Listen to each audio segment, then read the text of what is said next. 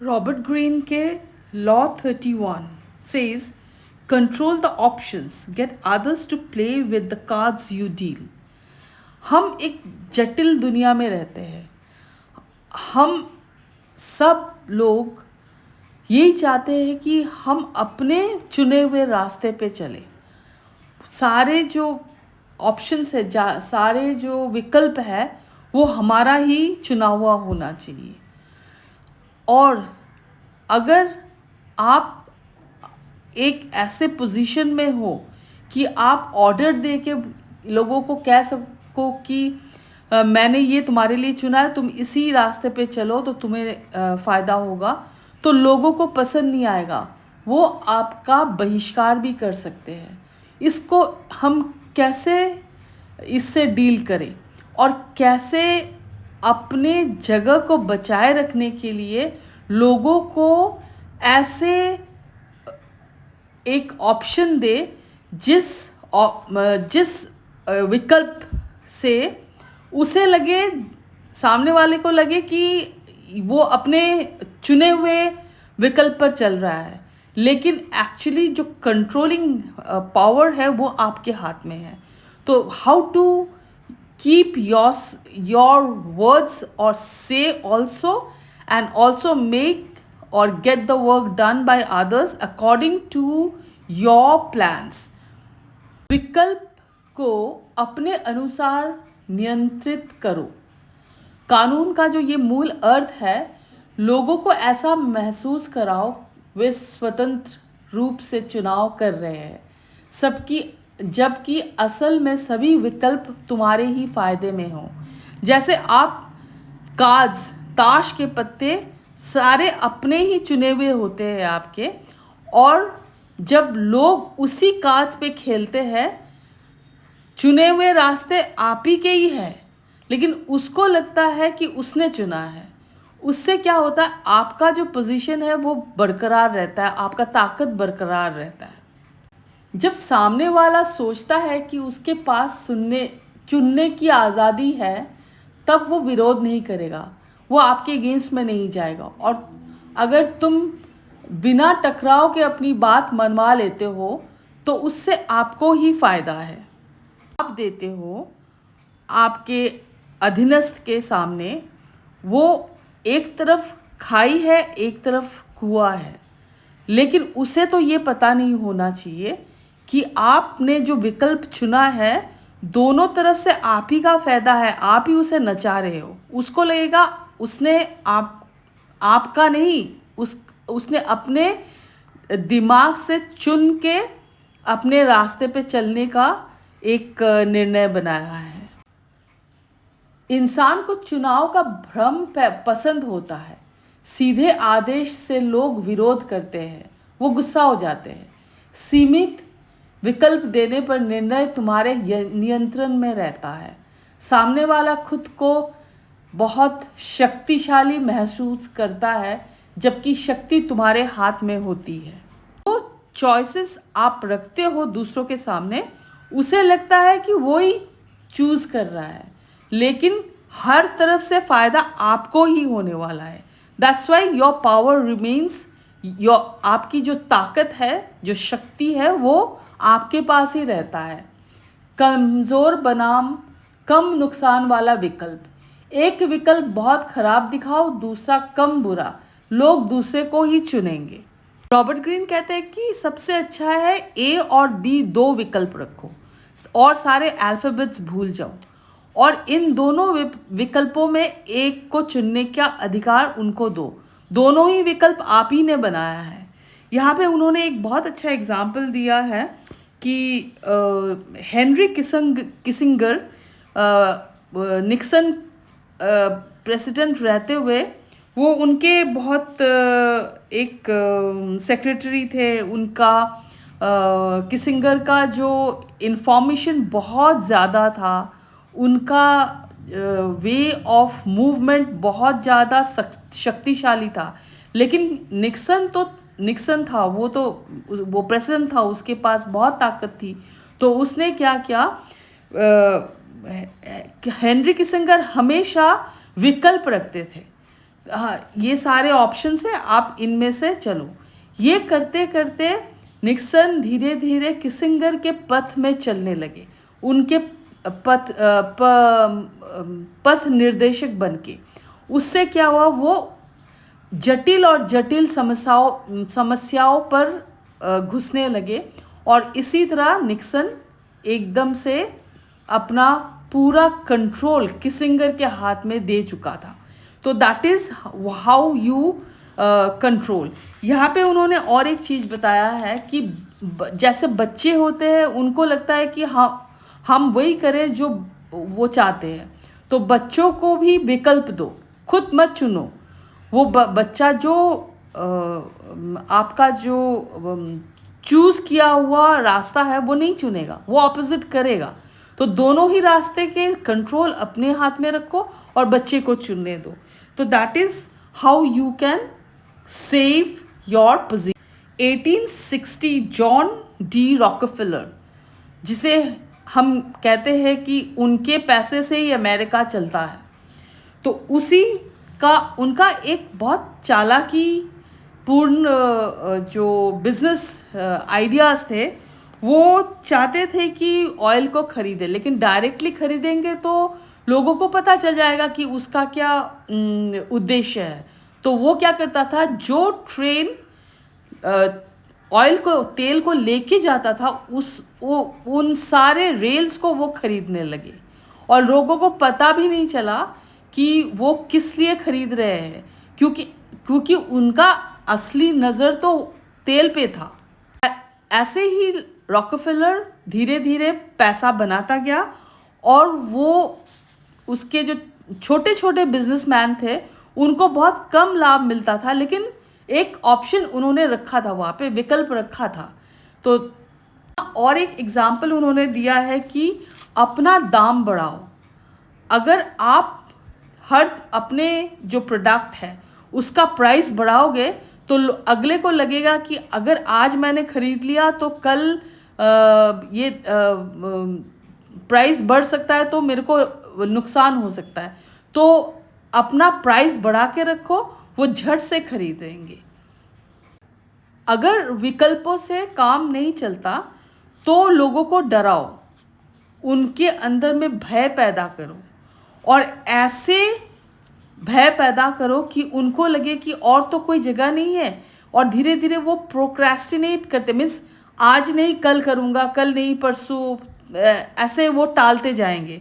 लेकिन एक जगह पे आके उन्हें रुकना ही पड़ता है, और तब वो आपके बताए हुए रास्ते पर चलने पे मजबूर हो जाएंगे, क्योंकि उनके पास और कोई विकल्प ही नहीं रहेगा। That is one way. यहाँ पे और एक एग्जाम्पल दिया है कि जो सांड होता है, वो सांड क्या करता है, किसी को मारने के लिए पूरा उसको धक्का दे के दीवार तक फेंक के उसके दोनों सिंग ऐसे जकड़ते हैं कि अगला जो उसका प्रे है वो ना तो दाहिने में मुड़ सकता है ना बायां, मीन्स डबल एज्ड वेपन के बीच में फंसा देता है। तो जहाँ से भी वो मुड़ेगा वो मारा जाएगा। यहाँ पे उन्होंने और एक बहुत खूबसूरत सा एग्जाम्पल दिया है कि जो सीनियर जेपी मॉर्गन थे, उनको एक बार एक पिन खरीदना था अपने स्कार्फ के लिए। पिन में एक पर्ल चाहिए था, एक मोती। तो ज्वेलर को उन्होंने बोला कि मुझे एक पिन चाहिए विद मोती विद पर्ल, तो आप मुझे दे दो। तो ज्वेलर ने क्या किया, एक पिन उनको भेज दिया, और उसका जो प्राइस था $5,000 था। तो ठीक है, अच्छी बात है। जब जेपी मॉर्गन सीनियर ने उसको लिया, उसके बाद उसने कहा कि एक मैसेज भेजा ज्वेलर को कि मुझे पिन तो पसंद आया लेकिन प्राइस पसंद नहीं आया, तो और $4,000 किसी के हाथ भेजा। और ज्वेलर को बहुत गुस्सा आया, उसने कहा कि नहीं, 4,000 में मैं नहीं बेचूंगा। और जो इंस्ट्रक्शन था कि अगर तुमको ये डील पसंद है तो बिना मुझे पूछे, किसी को बॉक्स को खोले, तुम ये वापस कर देना। ज्वेलर ने क्या किया कि गुस्से में बॉक्स को खोल दिया, $4000 जो वापस भिजवा दिया जेपी मॉर्गन के पास। और जब उसने बॉक्स खोला तो उसके अंदर $5000 ही थे। तो अगर वो मानता तो क्या होता, $9000 उसको मिलता। तो that is how you can trap people. Niccolo Machiavelli कहते हैं कि जब हम अपने रास्ते पे चल के नुकसान उठाते हैं तो हमें कम दुख होता है, अगर दूसरों के रास्ते पे चल के हम नुकसान उठाते हैं तो दुख कम होता है। दैट इज़ हाउ ज़्यादा होता है, सॉरी। तो that is how you save your self and आपका जो पोजीशन है, ताकत है, वो बरकरार रहती है। इसको आसान शब्दों में अगर हम समझना चाहें, लोगों को चुनने दो लेकिन खेल के नियम तुम तय करो। तो आप जो एक प्रतिष्ठित पावरफुल आदमी है या फिर प्रतिष्ठित एक आपका पोजीशन है, वो बरकरार रहेगा। Law 32, play to people's fantasies. हम एक बहुत ही कठिन दुनिया में जीते हैं जहाँ हमारे सबके मन में दुख दर्द भरा होता है। तो हमें किसी का आश्वासन चाहिए, किसी का एक ऐसा रास्ता दिखाने वाला चाहिए जो हमें हमेशा अच्छा दिखाई देने वाला एक लाइक एडवाइसर चाहिए, like and will be always good. So ऐसे लोगों के दिमाग से खेलो और उन्हें हमेशा दिखाओ कि हाँ, कि तुम ये कर सकते हो, तुम्हारा ये अच्छा होगा, तुम्हारा भविष्य बहुत ही सुनहरा है। ऐसे फैंटेसी में डालो। अगर आप सच बोल दोगे कि नहीं ये पॉसिबल नहीं है, तो आपका जो इम्पोर्टेंस है वो पूरा ज़ीरो ही हो जाएगा। वो कहते हैं ना कि जैसे रियलिटी क्या है कि सब कुछ धीरे धीरे होता है, एकदम से अब्रप्टली कुछ भी अच्छा नहीं होता, ग्रेजुअली होता है। और हमेशा हार्ड वर्क, थोड़ा सा लग भी चाहिए और थोड़ा सा सैक्रिफाइस भी चाहिए आपको अपना गोल हासिल करने के लिए। लेकिन लोगों को तो एक सपने की दुनिया में जीना पसंद है।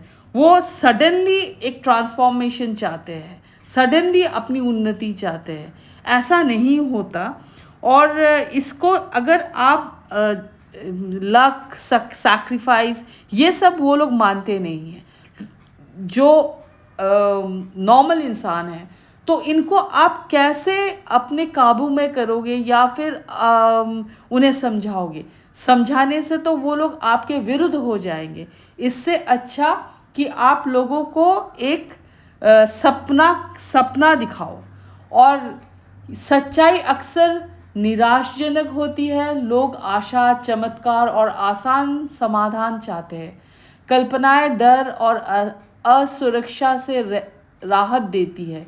जो अपने सपने बेचते हैं वही ध्यान और शक्ति पाते हैं। 1700 में लंदन में एक आदमी आया, बहुत एक अलग किस्म का आदमी था। उसका नाम था जॉर्ज साल्माज़ार। उनको पेंटिंग आती थी, लिखना आता था, तो काफ़ी बहुत गुणी व्यक्ति थे। तो ब्रिटिश जो लाइक इंग्लिश लोग थे उसको बोला कि ताइवान जाओ और उसके बारे में लिखो। तो वो ताइवान गया और वहाँ से उसने ऐसे एक किताब लिखा या रिपोर्ट लिखा कि उसकी खूबसूरती की कोई तुलना ही नहीं हुई।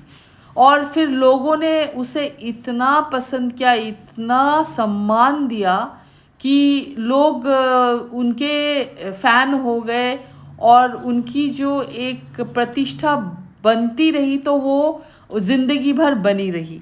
लेकिन जब वो गुज़र गए तो उनकी किताब जो बेस्ट सेलर थी, उसमें जो कुछ भी लिखा था ताइवान के बारे में वो पूरा उल्टा ही था।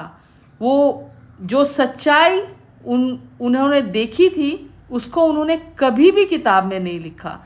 तो उससे क्या हुआ, वो गुजर तो गए थे, तो a dead man cannot come back, वो गुजर गए और पास्ट को आप फिर से वापस नहीं ला सकते। तो उनकी जीत हो गई, उनके जीते। In his life time he remained a conqueror. 1930 में वियमीर बोल के एक आदमी पेंटिंग बनाता था। उसकी पेंटिंग ज़्यादा तो नहीं थी, लेकिन लोग कहते थे असली पेंटिंग है। जब बाद में उसके गुजर जाने के बाद जब पेंटिंग को एक दूसरे आदमी ने चालाकी करके उसके नाम से इसलिए बेचा कि क्योंकि उनके नाम से बेचने से उसे फ़ायदा हो सकता था। ऐसे बहुत सारे एग्जाम्पल उन्होंने दिया है, रॉबर्ट ग्रीन ने। यहाँ से हमको यही सीख मिलती है कि जैसे चंद्रमा है, वो कभी दिखता है, कभी आधा होता है, कभी पूरा होता है, कभी दिखता नहीं है। तो वैसे बनो, ऐसे दिखाओ, पूरी सच्चाई ना दिखाओ। ये दुनिया की रीत है। जो सच बोलते हैं वो ठगे जाते हैं। झूठ को अगर सुंदर तरीके से पेश करो तो लोगों को वही भाता है और वो उसी को ही अपनाते हैं। तो हमेशा झूठ बोल के ही अपना जो अस्तित्व है, अपना शक्ति है, अपना ताकत है, उसको बरकरार रखो और रखने की कोशिश करो। आपकी जीत निश्चित है।